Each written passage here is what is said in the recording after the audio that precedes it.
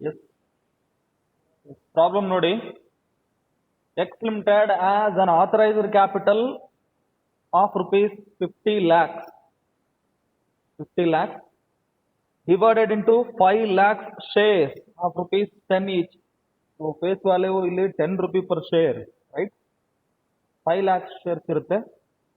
ಆ 5 lakh shares authorized capital. ನೀವು ಒಂದು ಪಾಯಿಂಟ್ ಇಲ್ಲಿ ಗಮನದಲ್ಲಿ ಇಟ್ಕೊಳ್ಳಿ. So this is authorized capital, not paid up capital. Okay. So underwriting contract ಯಾವಾಗಲೂ ಪೇಡ್ ಅಪ್ ಕ್ಯಾಪಿಟಲ್ ಮೇಲೆ ಡಿಪೆಂಡ್ ಆಗಿರುತ್ತೆ ಅಥವಾ ಕಾಲ್ಡ್ ಅಪ್ ಕ್ಯಾಪಿಟಲ್ ಮೇಲೆ ಡಿಪೆಂಡ್ ಆಗಿರುತ್ತೆ ಆಗಲಿ, ಆಥರೈಸರ್ ಕ್ಯಾಪಿಟಲ್ ಮೇಲೆ ಡಿಪೆಂಡ್ ಆಗಲ್ಲ, ರೈಟ್? ಸೊ 5 lakh ಶೇರ್ಸ್ ಇರ್ಬೋದು, ಆದರೆ ನಮ್ಮ underwriting agreement, underwriting contract is depend upon the paid up capital or called up capital, but not on the authorised capital. So ಇಲ್ಲಿ 5 lakh shares ನಮಗೆ important ಅಲ್ಲ. ಇಲ್ಲೇನು ನಮಗೆ ಇಷ್ಟು shares ಇದೆ ಅಂತ ಒಂದು ಮಾಹಿತಿ ಅಷ್ಟೇ, ರೈಟ್? ನೆಕ್ಸ್ಟ್ ಕಂಟಿನ್ಯೂ ನೋಡ್ಕೊಳ್ಳಿ. The company issued 1 lakh share. 1 lakh shares ಅನ್ನ ಇಶ್ಯೂ ಮಾಡ್ತಾ ಇದೆ. ಸೊ ನಮಗೆ ಈ ಅಂಡರ್ ರೈಟಿಂಗ್ ಕಾಂಟ್ರಾಕ್ಟ್ ಎಷ್ಟು ಶೇರ್ಸ್ ಅನ್ನ ಇಶ್ಯೂ ಮಾಡಿದೆ ಅನ್ನೋದ್ರ ಮೇಲೆ ಡಿಪೆಂಡ್, ರೈಟ್? ಎಷ್ಟು ಶೇರ್ಸ್ ಇದೆ ಅನ್ನೋದಲ್ಲ, ಎಷ್ಟು ಶೇರ್ಸ್ ಅನ್ನ ಇಶ್ಯೂ ಮಾಡ್ತಾ ಇದೆ ಕಂಪನಿ ಪಬ್ಲಿಕ್ಗೆ. ಸೊ ಪಬ್ಲಿಕ್ ಎಷ್ಟು ಶೇರ್ಸ್ ಇಶ್ಯೂ ಮಾಡಿದ್ದಾರೆ ಅದ್ರ ಮೇಲೆ ಅಂಡರ್ ರೈಟಿಂಗ್ ಕಾಂಟ್ರಾಕ್ಟ್ ಡಿಸೈಡ್ ಆಗುತ್ತೆ. So that while solving the problem we have to concentrate on only 1 lakh shares but not on the 5 lakh shares, right? Company issued 1 lakh shares for subscription to the public at a premium of 5 rupees each. 10 rupee face value plus 5 rupees extra premium amount ಅನ್ನು ಕೂಡ collect ಮಾಡ್ತಾರೆ. So that is not important here. ಇಲ್ಲಿ liability ನಾವು amount ಅಲ್ಲಿ liability calculation ಮಾಡುವಾಗ ಈ 5 rupees important ಆಗುತ್ತೆ. ಇಲ್ಲಿ ನಾವು ಶೇರ್ಸ್ ಅಲ್ಲಿ ನಾವು ಲಯಬಿಲಿಟಿಯನ್ನ ಕ್ಯಾಲ್ಕುಲೇಷನ್ ಮಾಡಬೇಕು. ಹಾಗಾಗಿ ಇದು ಇದ್ರ ಬಗ್ಗೆ ನೀವು ಅಷ್ಟು ಯೋಚನೆ ಮಾಡೋ ಅಗತ್ಯ ಇಲ್ಲ. ಮುಂದೆ ಬರ್ತಕ್ಕಂಥ ಪ್ರಾಬ್ಲಮ್ಗಳಲ್ಲಿ ಪ್ರೀಮಿಯಂ ಮೇಲೆ ಪ್ರಾಬ್ಲಮ್ ಮಾಡೋದು ಹೇಗೆ ಅಂತಾನು ಕೂಡ ನಿಮ್ಗೆ ಎಕ್ಸ್ಪ್ಲೇನ್ ಮಾಡ್ತೀನಿ, right?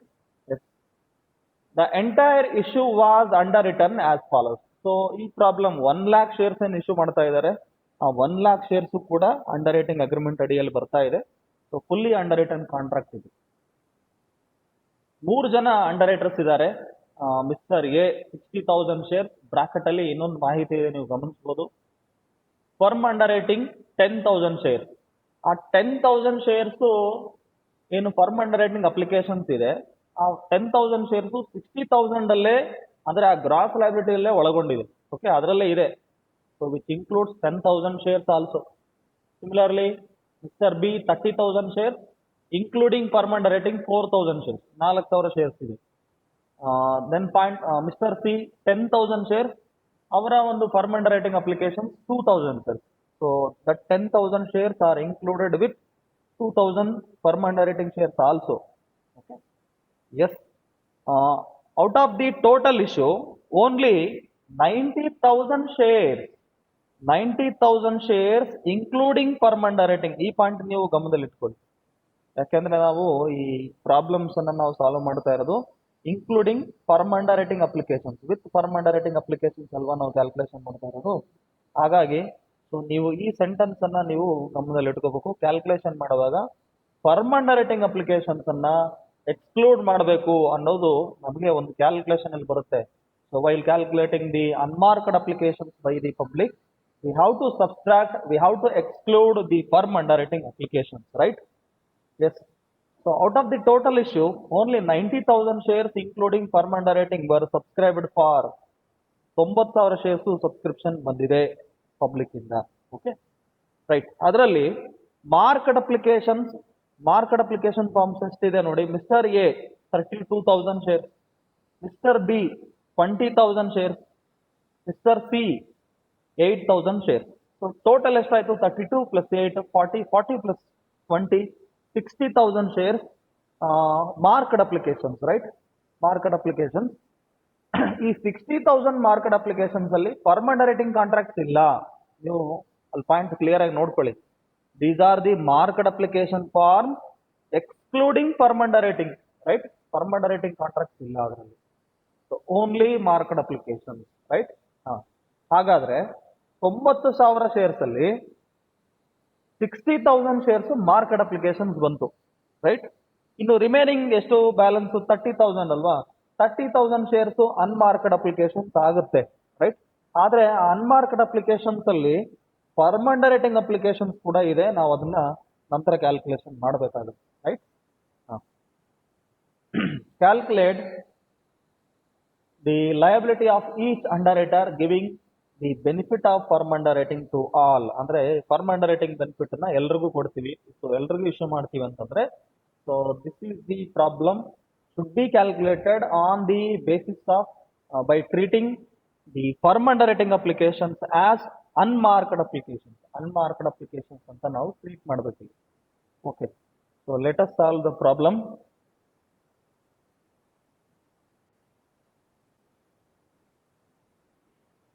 Working note number 1, first calculation. Working note number 1, calculation of gross liability ratio. Gross liability ratio, right? ಇಲ್ಲಿ ಪಬ್ಲಿಕ್ ಗೆ ಇಶ್ಯೂ ಮಾಡಿದಂತ ಶೇರ್ಸ್ ಎಷ್ಟು, ಯಾರಾದ್ರೂ ಹೇಳ್ತೀರಾ?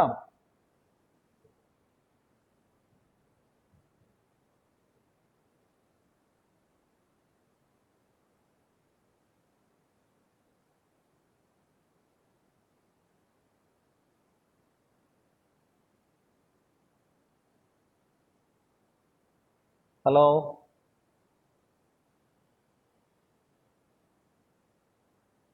nobody is responding. Okay, fine. ಇರ್ಲಿ, 1,00,000 ಶೇರ್ಸ್ ಅನ್ನ ಇಶ್ಯೂ ಮಾಡಿದ್ದಾರೆ. ಆ 1,00,000 ಶೇರ್ಸ್ ಅಲ್ಲಿ ಅದರ ಬೇಸಿಸ್ ಮೇಲೆ ನಾವೇನ್ ಮಾಡಬೇಕು, ಗ್ರಾಸ್ ಲಯಬಿಲಿಟಿ ರೇಷಿಯೋನ ಕ್ಯಾಲ್ಕುಲೇಟ್ ಮಾಡಬೇಕು. ಅದರಲ್ಲಿ ಯಾರ್ಯಾರು ಎಷ್ಟೆಷ್ಟು ಶೇರ್ಸ್ ಅನ್ನ ಅಂಡರ್ ರೈಟಿಂಗ್ ಅಗ್ರಿಮೆಂಟ್ ಅಲ್ಲಿ ಬರ್ಕೊಂಡಿದ್ದಾರೆ ಅಂತ ನೋಡ್ಕೊಳ್ಳಿ. ಅಲ್ಲಿ ಸೆಂಟೆನ್ಸ್, ಫಸ್ಟ್ ಸೆಂಟೆನ್ಸ್ ನಂತರ ಅಲ್ಲಿ the entire issue was underwritten as follows ಅಂತ ಸೆಂಟೆನ್ಸ್ ಇದೆಯಲ್ಲ, ಅದ್ರ ಕೆಳಗಡೆ ನೋಡಿ, mister A 60,000 shares, then mister B 30,000 shares, mister C 10,000 shares. ಅದು gross liability, right. 60,000, 30,000, 10,000 gross liability. Total 1 lakh ಆಗುತ್ತೆ. 60,000 out of 1 lakh, right. 1 lakh ಅಲ್ಲಿ 60,000 ಎಷ್ಟು percentage ಆಗುತ್ತಪ್ಪ? 60%, right. 30,000 shares means 30%. 10,000 shares out of 1 lakh means 10%. So that ratios ನಾವು calculation ಮಾಡುವಾಗ zeros cancel ಮಾಡಿ 6:3:1. Gross liability ratio will be 6:3:1. Okay. Working note number 2, distribution of unmarked applications. Distribution of unmarked applications, right. Unmarked applications ಅನ್ನು ನಾವು calculation ಮಾಡಲಿಕ್ಕೆ ಒಂದು particular specimen ಇದೆ. ಆ specimen ಈ ರೀತಿ ಇದೆ, ನೋಡ್ಕೊಳ್ಳಿ. ಇದೆ ನೋಡಿ ಸ್ಪೆಸಿಮನ್. ಸ್ಕ್ರೀನ್ ಕಾಣಿಸ್ತಾ ಇದೆಯಾ?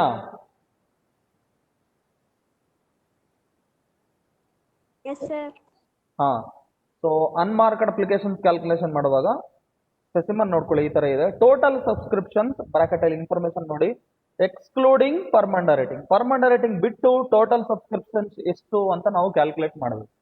ಅದರಲ್ಲಿ ಮಾರ್ಕ್ಡ್ ಅಪ್ಲಿಕೇಶನ್ಸ್ ಅನ್ನ ಮೈನಸ್ ಮಾಡಬೇಕು. ಮಾರ್ಕ್ಡ್ ಅಪ್ಲಿಕೇಶನ್ಸ್ ಕನ್ಸಿಡರ್ ಮಾಡುವಾಗಲೂ ಕೂಡ ಫರ್ಮ್ ಅಂಡರ್ ರೈಟಿಂಗ್ ಅಪ್ಲಿಕೇಶನ್ಸ್ ಅನ್ನ ತಗೋಬಾರದು. Okay, firm under writing applications ಬಿಟ್ಟು ಮಾರ್ಕ್ಡ್ ಅಪ್ಲಿಕೇಶನ್ ಎಷ್ಟು ಅಂತ ಕ್ಯಾಲ್ಕುಲೇಷನ್ ಮಾಡಬೇಕು. ಸೊ ಬ್ಯಾಲೆನ್ಸ್ ಮಾಡಿದಾಗ ಅನ್ಮಾರ್ಕ್ಡ್ ಅಪ್ಲಿಕೇಶನ್ ಬೈ ಪಬ್ಲಿಕ್ ಬರುತ್ತೆ. ಅದಕ್ಕೆ ಏನ್ ಮಾಡಬೇಕು, we have to add the applications under firm under writing. Firm under writing applications ಅನ್ನು ಆಡ್ ಮಾಡಿದಾಗ ನಿಮಗೆ ಟೋಟಲ್ ಅನ್ಮಾರ್ಕ್ಡ್ ಅಪ್ಲಿಕೇಶನ್ಸ್ ಬರುತ್ತೆ, right. So based on this particular specimen, so here we have calculated the unmarked application of this problem. Let's write down total number of applications received. Applications ಎಷ್ಟು ಬಂದಿದೆ public ಇಂದ, but ನೀವು ಆ amount ಬರೀ calculate ಮಾಡುವಾಗ ಏನ್ ಮಾಡಬೇಕು, firm under writing applications ಅನ್ನ ತೆಗಿಬೇಕು, ರೈಟ್. ಸೊ ನೋಡಿ ಎಷ್ಟು ಅಪ್ಲಿಕೇಶನ್ಸ್ ಬಂತಪ್ಪ, ಇಶ್ಯೂ ಮಾಡಿದ್ದು 1 lakh, ಬಟ್ ಪಬ್ಲಿಕ್ ಇಂದ ರಿಸೀವ್ ಮಾಡಿದ ಎಷ್ಟು, 90,000 ಶೇರ್ಸ್. ಸಬ್ಸ್ಕ್ರಿಪ್ಷನ್ 90,000 ಶೇರ್ಸ್ ಬಂದಿದೆ. ಬಟ್ ಇಲ್ಲಿ ನಾವು 90,000 ಶೇರ್ಸ್ ಅಂತ ಬರ್ಕೋಬಾರದು, ಬಟ್ ಅದರಲ್ಲಿ ಏನ್ ಮಾಡಬೇಕು, ಫರ್ಮ್ ಅಂಡರ್ ರೈಟಿಂಗ್ ಅಪ್ಲಿಕೇಶನ್ಸ್ ಅನ್ನ ಸಬ್ಸ್ಟ್ರಾಕ್ಟ್ ಮಾಡಬೇಕಾಗುತ್ತೆ. So because we have to take the total subscription received excluding firm under writing, right. So ಹಾಗಾಗಿ 90,000 minus 10,000 from Mr. A, 4,000 for Mr. B and 2000 for C. Firm underwriting applications ಇದೆ 10 plus 4 16, sorry 14 plus 2 16, 90,000 ಅಲ್ಲಿ 16,000 ಅನ್ನ ನೀವು subtract ಮಾಡಿ, right. Balance ಎಷ್ಟು? 74,000, right? So this is the total subscriptions received excluding firm underwriting is 74,000. ಈ values ಅಲ್ಲಿ ಏನ್ ಮಾಡಬೇಕು? ಮಾರ್ಕೆಟ್ ಅಪ್ಲಿಕೇಶನ್ಸ್ ಅನ್ನ ನಾವು ಸಬ್ಸ್ಟ್ರಾಕ್ಟ್ ಮಾಡಬೇಕು. ಮಾರ್ಕೆಟ್ ಅಪ್ಲಿಕೇಶನ್ ಸಪರೇಟ್ ಕೊಟ್ಟಿದ್ದಾರೆ ಆಗ್ಲೇ. Mister A 32,000, mister B 20,000, mister C 8,000, total 60,000. Balance 14,000 is the unmarked applications by public. Unmarked applications by public are 14,000, right? So ನಂತರ ಏನ್ ಮಾಡಬೇಕು? ಫರ್ಮ್ ಅಂಡರ್ ರೈಟಿಂಗ್ ಕಾಂಟ್ರಾಕ್ಟ್ಸ್ ಅನ್ನ ವಾಪಸ್ ಆಡ್ ಮಾಡಬೇಕು. 16,000 ಏನಿದೆ firm under writing application, mister A 10,000 plus mister B 4,000 plus mister C 2,000. So 10 plus 4 plus 2 16,000. Total ಎಷ್ಟಾಯ್ತು? 30,000, right? So 30,000 are marked applications. Sorry, firm underwriting applications, right? Firm underwriting application 30,000. Based on the gross liability ratio, we have to allocate these total unmarked applications to each underwriter. So gross liability ratio ನಿಮಗೆ ಗೊತ್ತಿದೆ, working note number 1 ಅಲ್ಲಿ ಮಾಡಿದೀವಿ 6:3:1. 30,000 into 6 by 10, 18,000. 30,000 into 3 by 10, 9,000. 30,000 into 1 by 10, 3,000. Okay. 60% on 30,000, 30% on 30,000, 10% on 30,000, right? So ಈ ತರ calculation ಮಾಡಿ 18,000, 9,000, 3,000 ಬರುತ್ತೆ. Unmarked applications ನಾವು allocation ಮಾಡಿದೀವಿ, ರೈಟ್. ಈ ಅನ್ಮಾರ್ಕ್ಡ್ ಅಪ್ಲಿಕೇಶನ್ಸ್ ಸ್ಪೆಸಿಮನ್ ಅಲ್ಲಿ ನಾವು ಅಂದ್ರೆ ಏನು ಕ್ಯಾಲ್ಕುಲೇಷನ್ ಮಾಡ್ತೀವಿ, while showing the statement of liability of each underwriter, we have to subtract from the each underwriter. Yes. Coming to the statement of showing the liability of each underwriter. Particulars column ಇಲ್ಲಿ 3 ಜನ ಅಂಡರ್ರೈಟರ್ಸ್ ಇರೋದ್ರಿಂದ ಒಂದು particulars column ತಗೊಳ್ಳಿ, 3 amount columns. ಆ amount ಅಂತ ಬರೀಬೇಡಿ, ಬದಲಾಗಿ shares ಅಲ್ಲಿ ನಾವು ಕ್ಯಾಲ್ಕುಲೇಷನ್ ಮಾಡಬೇಕು. So mister A, mister B, mister C 3 columns ಅನ್ನ ಬರ್ಕೊಳ್ಳಿ. Okay. First step is the gross liability. Gross liability ಬರೀಬೇಕು, ಮೊದಲ ಸ್ಟೆಪ್ ಅದನ್ನೇ. ಗ್ರಾಸ್ ಲಯಬಿಲಿಟಿ ಅವರೇ ಕೊಟ್ಟಿದ್ದಾರೆ. ಎ ಬಿ ಸಿ ಎಷ್ಟೆಷ್ಟಿದೆ ನೋಡಿ, 60,000, 30,000, 10,000. So mister A 60,000, mister B 30,000, mister C 10,000. Second step number 2 ಅಲ್ಲಿ ಏನ್ ಮಾಡಬೇಕು? ಮಾರ್ಕೆಟ್ ಅಪ್ಲಿಕೇಶನ್ಸ್ ಅನ್ನ ನಾವು ಸಬ್ಸ್ಟ್ರಾಕ್ಟ್ ಮಾಡಬೇಕು. ಮಾರ್ಕೆಟ್ ಅಪ್ಲಿಕೇಶನ್ಸ್ ಎಷ್ಟಿದೆ ಅದನ್ನು ಕೂಡ ಕೊಟ್ಟಿದ್ದಾರೆ ಆಗ್ಲೇ. 32,000 mister A, 20,000 mister B and 8,000 from mister C. Balance ಮಾಡಿ, ಇಂಡಿವಿಜುವಲ್ ಅಂಡರ್ ರೈಟರ್ ಬ್ಯಾಲೆನ್ಸಸ್ ಮಾಡಿ. 60 minus 32, 28,000. 30,000 minus 20,000, 10,000. 10,000 minus 8,000, 2,000, right? Next step number 3. Step number 3 ಏನ್ ಮಾಡಬೇಕು? ಅನ್ಮಾರ್ಕ್ಡ್ ಅಪ್ಲಿಕೇಶನ್ಸ್ ನಾವೇನ್ ಕ್ಯಾಲ್ಕುಲೇಷನ್ ಮಾಡಿದ್ವಿ ವರ್ಕಿಂಗ್ ನೋಟ್ ನಂಬರ್ 2 ಅಲ್ಲಿ, ಆ ಅನ್ಮಾರ್ಕ್ಡ್ ಅಪ್ಲಿಕೇಶನ್ಸ್ ಅನ್ನ ನಾವು ಸಬ್ಸ್ಟ್ರಾಕ್ಟ್ ಮಾಡಬೇಕು ಎಲ್ಲ ಅಂಡರ್ ರೈಟರ್ಸ್ ಪರ್ಟಿಕ್ಯುಲರ್ ಕಾಲಮ್ಸ್ ಇಂದ, right? So less unmarked applications which we have calculated in working note number 2. Okay. So working note number 2 ಅಲ್ಲಿ ಏನು 18,000, 9,000, 3,000 ಅಂತ ಕ್ಯಾಲ್ಕುಲೇಷನ್ಸ್ ಏನ್ ಮಾಡಿದೀವಲ್ವಾ, ಆ ಕ್ಯಾಲ್ಕುಲೇಷನ್ಸ್ ಪ್ರಕಾರ ಆ ಪರ್ಟಿಕ್ಯುಲರ್ ವ್ಯಾಲ್ಯೂ ಶೇರ್ಸ್ ಅನ್ನ ನಾವು ಇಂಡಿವಿಜುವಲ್ ಅಂಡರ್ ರೈಟರ್ ಕಾಲಮ್ಸ್ ಅಲ್ಲಿ ಲೆಸ್ ಮಾಡ್ತಾ ಬನ್ನಿ. 18,000 ಅಲ್ಲಿ 10,000 ಮೈನಸ್ ಮಾಡಿ. ಓಕೆ, ಸಾರಿ 28,000 ಅಲ್ಲಿ 18,000 ಮೈನಸ್ ಆಗುತ್ತೆ. ಸಾರಿ, ಓಕೆ, 28,000 ಬ್ಯಾಲೆನ್ಸ್ ಇತ್ತಲ್ವಾ. ಸೊ ಇಂಡಿವಿಜುವಲ್ ಕಾಲಮ್ ಬರ್ಕೊಂಬಿಡಿ, ಎಲ್ಲ ಕಾಲಮ್ಸ್ ಅಲ್ಲಿ ಬರೀರಿ. 18,000 unmarked application, 9,000 for mister B and 3,000 for mister C. So 28,000 minus 18,000 balance ಎಷ್ಟು? 10,000. ಪಾಸಿಟಿವ್ ವ್ಯಾಲ್ಯೂ ಇದೆ. 10,000 ಮೈನಸ್ 9,000, ಸೊ ಬ್ಯಾಲೆನ್ಸ್ 1,000. ಇಲ್ಲಿ ಕೂಡ ಪಾಸಿಟಿವ್ ವ್ಯಾಲ್ಯೂಸ್ ಇದೆ. ದೆನ್ ಮಿಸ್ಟರ್ ಸಿ 2,000 ಮೈನಸ್ 3,000, ಇಲ್ಲಿ ಏನಾಯ್ತು? ಸರ್ಪ್ಲಸ್ ಬಂತು. ಓಕೆ. ಸೊ ಯಾವುದೇ ಒಬ್ಬ ಅಂಡರ್ ರೈಟರ್ ಕಾಲಮ್ ಅಲ್ಲಿ ಅನ್ಮಾರ್ಕ್ಡ್ ಅಪ್ಲಿಕೇಶನ್ಸ್, ಮಾರ್ಕ್ಡ್ ಅಪ್ಲಿಕೇಶನ್ಸ್ ಎರಡನ್ನೂ ಕೂಡ ಸಬ್ಸ್ಟ್ರಾಕ್ಟ್ ಮಾಡಿದ ನಂತರ ಸರ್ಪ್ಲಸ್ ಏನಾದ್ರು ಬಂದ್ರೆ, ಅಂದ್ರೆ ನೆಗೆಟಿವ್ ವ್ಯಾಲ್ಯೂಸ್ ಬಂದಾಗ ಅಂತಹ ನೆಗೆಟಿವ್ ವ್ಯಾಲ್ಯೂಸ್ ಅನ್ನ ಸರ್ಪ್ಲಸ್ ಅನ್ನ ಇನ್ನ ಉಳಿದಂತ ಅಂಡರ್ ರೈಟರ್ಸ್ ಗೆ ಅಲೋಕೇಟ್ ಮಾಡಬೇಕು ಅಂತ ಸ್ಟೆಪ್ ನಂಬರ್ 4 ಅಲ್ಲಿ ಹೇಳುತ್ತೆ. Okay, step number 4, the resultant liability are the surplus of any underwriter should be allocated to the remaining underwriters who are there in the contract, I mean underwriting contract, based on the gross liability ratio. Gross liability ratio ಪ್ರಕಾರ allocate ಮಾಡಬೇಕು. Okay, gross liability ratio ಒಂದ್ಸರಿ ನೀವು ನೋಡಿ 6:3:1 ಇದೆ ಅಲ್ವಾ, 6:3:1. So ಈಗ mister C account ಅಲ್ಲಿ surplus ಬಂತು ಅಂದ್ರೆ 1 ಹೋಯ್ತು ಅಲ್ವಾ, 6:3 ಮಾತ್ರ ಉಳಿಯುತ್ತೆ. ಅಗೇನ್ ನಾವು ಇದನ್ನ ಕ್ಯಾನ್ಸಲೇಷನ್ ಮಾಡಬಹುದಲ್ವಾ, 3 1 3 2 ರೈಟ್, 3 1 3 2. ಸೊ 6:3:1 ಇತ್ತು, ಒಬ್ಬ ಅಂಡರ್ ರೈಟರ್ ಹೋಗ್ತಾರೆ, 6:3 ಅಷ್ಟು ಮಾತ್ರ ಉಳ್ಕೊಳ್ಳುತ್ತೆ. ಅದನ್ನ ನಾವು ಮತ್ತೆ ಏನ್ ಮಾಡಬಹುದು, ಕ್ಯಾನ್ಸಲೇಷನ್ ಮಾಡಬಹುದಲ್ವಾ 3ರಿಂದ. So 3 1 3 2. So that revised gross liability ratio will be 2:1, right, 2:1 ಆಗುತ್ತೆ. 6:3 ಇತ್ತು, ಸೊ 2:1 ಆಗುತ್ತೆ. ಸರ್ಪ್ಲಸ್ ಆಫ್, ಇಲ್ಲಿ ಸರ್ಪ್ಲಸ್ ಯಾರ ಅಕೌಂಟ್ ಅಲ್ಲಿ ಇದೆ, ಮಿಸ್ಟರ್ ಸಿ ಅಕೌಂಟ್ ಅಲ್ಲಿ, ರೈಟ್, ಅದನ್ನ ಬರೀರಿ. Less the surplus of Mr. C is allotted to Mr. A and B. Mr. A and B in gross liability ratio, that is 2:1 or 6:3. ಎರಡು ಒಂದೇ, 2:1 ಅಂದ್ರೆ ಒಂದೇ, 6:3 ಅಂದ್ರೆ ಒಂದೇ. ಸಿಂಪ್ಲಿಫೈ ಮಾಡಿದ್ವಿ ಅಷ್ಟೇ, ರೈಟ್. ಹಾ, ಸರ್ಪ್ಲಸ್ ಇದ್ದಿದ್ದೆಷ್ಟು 1000 ಅಲ್ವಾ. ಸೊ ಇಲ್ಲಿ ಪ್ಲಸ್ ವ್ಯಾಲ್ಯೂ ಬರ್ಕೊಳ್ಳಿ, ಅಂದ್ರೆ ನಿಲ್ ಮಾಡಬೇಕು, 0 ಆಗುತ್ತೆ. -1000 ಪ್ಲಸ್ 10,000 -1000 ಪ್ಲಸ್ 1000 0 ಆಗ್ಬೇಕು, ನಿಲ್ ಆಗಬೇಕು. ಓಕೆ, ಸೊ 1000 ಅನ್ನ ನಾವು 2:1 ಪ್ರಕಾರ ಡಿವೈಡ್ ಮಾಡಿದಾಗ 666.666 ಅಂತ ಬರುತ್ತೆ. ಸೊ ದಟ್ ನೀವು ರೌಂಡ್ ಫಿಗರ್ ಮಾಡ್ಕೊಳ್ಳಿ, 667. ಸಿಮಿಲರ್ಲಿ ಮಿಸ್ಟರ್ ಬಿ 333.333 ಬರ್ತಾ ಹೋಗುತ್ತೆ ಕ್ಯಾಲ್ಕುಲೇಷನ್ ಮಾಡಿದಾಗ.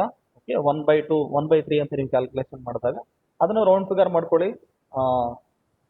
333 ಮಾತ್ರ ಕನ್ಸಿಡರ್ ಮಾಡಿ, ರೈಟ್. ಓಕೆ, ಸೊ ಬ್ಯಾಲೆನ್ಸ್ ಏನಿತ್ತು ರಿಸಲ್ಟೆಂಟ್ ಲಯಬಿಲಿಟಿ, ಅದರಲ್ಲಿ ಮತ್ತೆ ಸಬ್ಸ್ಟ್ರಾಕ್ಟ್ ಮಾಡಿ ಸರ್ಪ್ಲಸ್ ಅನ್ನ. 10,000 - 667 ಬ್ಯಾಲೆನ್ಸ್ ಎಷ್ಟಪ್ಪ ಅಂತಂದ್ರೆ 9,333. 1000 ಅಲ್ಲಿ 333 ಮೈನಸ್ ಮಾಡಿ 667. ಹಾಗೇನೆ ಮಿಸ್ಟರ್ ಸಿ ಅಕೌಂಟ್ ಆಗ್ಲೇ ನಿಲ್ ಆಗೋಯ್ತು ಅಲ್ವಾ ಸ್ಟೆಪ್ ಅಲ್ಲಿ, ಸೊ 0.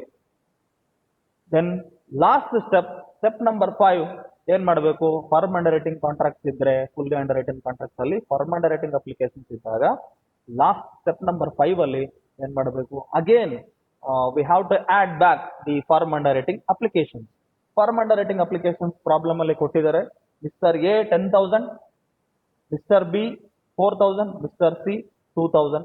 ಸೊ ಆಡ್ ಮಾಡಿ 9,333 ಪ್ಲಸ್ 10,000 ಎಷ್ಟಾಯ್ತು, 19,333. 667 plus 4,000, 4,667. 0 plus 2,000, only 2,000, right? So this is the total liability. This is your total liability of each underwriter as per the problem. Okay, as per the information given in the problem. So this is how we have to calculate, we have to prepare the statement showing the liability of each underwriter. Okay. So thank you, my dear students. And the class has been recorded and the same will be uploaded in the YouTube. Later onwards, I will share that link. Okay, thank you.